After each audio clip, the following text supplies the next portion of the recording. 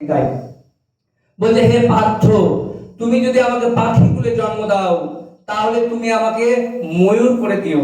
তোমার ভক্তরা তোমার ময়ূরের পাখনাগুলো আমার নিয়ে গিয়ে তোমার দেবে, তোমার চরণে দেবে, বাতাস করবে তোমাকে, তোমার চূড়ায় দেবে।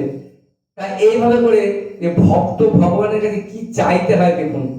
বলছে, তুমি যদি আমাকে কিমিকিট করে জন্ম দাও, 11 লক্ষ কিমিকিট, তাহলে তুমি আমাকে ভক্তের ভক্তের পেটে তুমি কিমিকিট আমাকে করো, বা তুমি মৌমাছি করে আমাকে করো, তাহলে মধুর চাকে মধু ভরে দেবো, ভক্তরা মধু তোমার সেবায় দেবে, তাহলে আমি উদ্ধার পাবো।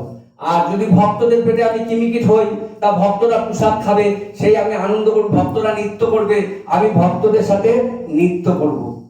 ঠিক আছে? আর যদি তুমি আমাকে জল, হে পার্থ, তুমি যদি আমাকে জলের মধ্যে, 9 লক্ষ জলের মধ্যে, তুমি যদি আমাকে 9 লক্ষ জলের মধ্যে তুমি আমাকে জন্ম দাও, তাহলে তুমি আমাকে মাছ করে জন্ম দিও না, পোকা করে জন্ম দিও না, তুমি আমাকে শঙ্খ করে জন্ম দিও, তাহলে সেই শঙ্খ তোমার ভক্তরা তোমার কাছে লাগাবে, আমি খুব আনন্দ পাবো। তা ভক্তদের চাওয়াগুলো দেখুন কি ভালো লাগে। আর তোমার 30 লক্ষ পশু তুলে তুমি যদি আমাকে দাও, জন্ম দাও, আমাকে গাভী করে দিও, আমাকে গাভী করে জন্ম দিও, আমাকে বাঘ সিংহ করে জন্ম দিও না, যাতে আমি এই কাঁচা মাংসগুলো আমি খাই আর আমি নিজেকে একদম দূষিত হই। তা আমাকে গাভী করে জন্ম দিও, ওই গাভীর দুধ তোমার কাছে সেবায় লাগবে, আমি ধন্য হয়ে যাব।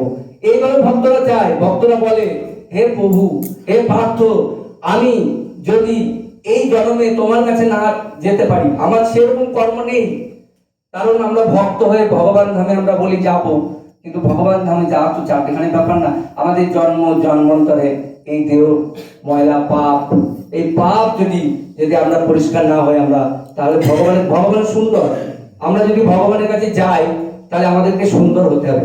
আমাদের আত্মার যে জন্মান্তরের পাপ আছে, সেগুলো একদম হরিনাম সাবানে ধুয়ে মুছে পরিষ্কার হয়ে যেতে হবে। তা আমার যদি সেটা পরিষ্কার না হয়, এই জন্য দেখা যাচ্ছে আমি এমন বয়সে এসে হরিনাম শুরু করলাম, আমার শেষ হলো না। তাই এইভাবে ভক্তরা বলছে, হে পার্থ, তুমি আমাকে সর্বোত্তভাবে কৃপা করো, আমি যেন জন্ম ধরে যে কুলে থাকি, তোমার নাম গুণগান থেকে আমি ভুলি না, তোমার নাম যেন আমি করতে পারি, তুমি আমাকে তেমন জন্ম আমাকে দিও।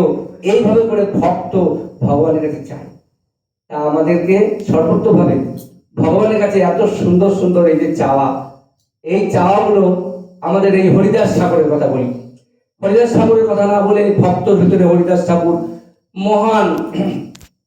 তিনি দাপর যুগে ব্রহ্মা ছিলেন, আগে বালক সব নিয়ে পাহাড়ের গোয়ার মধ্যে আটকে রাখলেন, দিয়ে আবার দেখছে যে কি ব্যাপার। তারপরে ভগবান শ্রীকৃষ্ণ, গোপাল সে কোথায় গেছিল, এসে দেখে রাখাল বালক নেই, তখন মনে মনে ভাবলেন যে না, কে করেছে, ব্রহ্মা দেবী করেছে।